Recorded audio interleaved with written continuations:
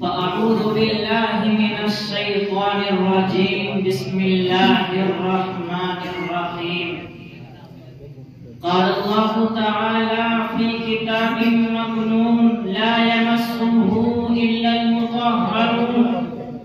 قال النبي صلى الله عليه وسلم: إن الله يرفع بهذا الكتاب أقواما ويذر به آخرين، أو كما قال عليه الصلاة والسلام. حکم مستحکم و مخاطبین محترم، قرآن کریم رب دو جہاں کی جانب سے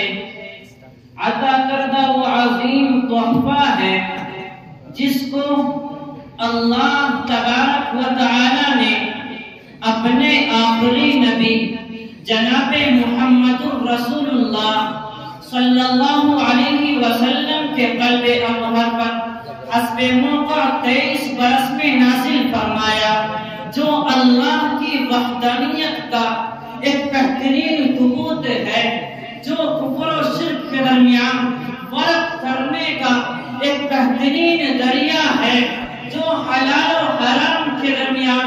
امتیاز کرنے کا ایک واسطہ اور آلہ ہے، بلکہ یوں کہہ لیجئے یہ مقدس کتاب زندہ جاوید رہنما ہے، جس کی وجہ سے کائنات عالم کا نظام برقرار ہے۔ خود قرآن کہتا ہے إِنَّ هَذَا الْقُرْآنَ يَهْدِي لِلَّتِي هِيَ أَقْوَمُ۔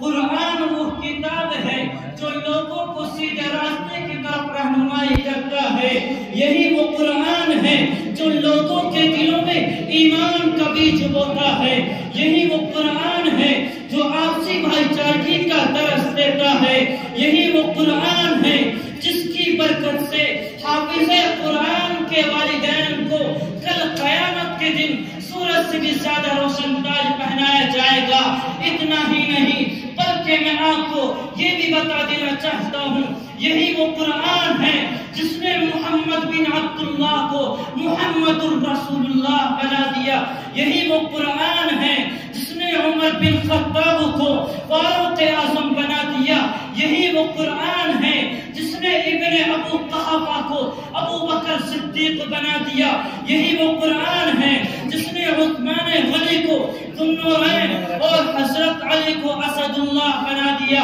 یہی وہ قرآن ہے جس کی برکت سے محمد بن ادریس کو شاطبے کے معزز لقب سے نوازا گیا۔ اور مجھے کہنے کی اجازت دیجئے تو میں کہوں گا، اگر قرآن نہ ہوتا تو یہ زمین و آسمان نہ ہوتے، اگر قرآن نہ ہوتا تو باپ اور بیٹے کے درمیان محبت نہ ہوتی، اگر قرآن نہ ہوتا تو بھائی بھائی کے درمیان اخوت نہ ہوتی، اگر قرآن نہ ہوتا تو 1,24,000 انبیاء اکرام کو اس دنیا میں نہ بھیجا جاتا۔ خلاصۂ کلام یہ کہ اگر قرآن نہ ہوتا تو ہمارے پاس کچھ بھی نہ ہے۔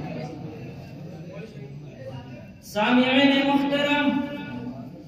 اللہ تبارک و تعالی نے اپنے اس مقدس کلام کو ایسے وقت میں نازل فرمایا جبکہ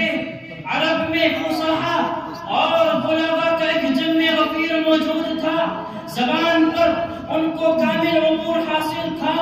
ان کا ادنا سے ادنا فرد بھی اپنے فصاحت و بلاغت کے جادو سے لوگوں کو مسحور کر دیا کرتا تھا۔ اس کے ساتھ ساتھ وہ قوم بڑی غیور اور حوصلہ مند تھی، لیکن جب انہوں نے اس مقدس کلام کو کلام الہی ہونے سے انکار کر دیا کہ یہ کلام اللہ کا کلام نہیں ہے بلکہ یہ کلام محمد کا اپنی طرف سے بنایا ہوا ہے، اگر ہم چاہیں تو ہم بھی اس جیسا کلام پیش کر سکتے ہیں، تو قرآن نے ان کو چیلنج کیا کہ اپنے فصاحت و بلاغت پر ناز کرنے والوں، اگر تم کہتے ہو کہ قرآن محمد کا بنایا ہوا ہے، اللہ کا نازل کردہ نہیں ہے، تو تم بھی ایک انسان ہو، جاؤ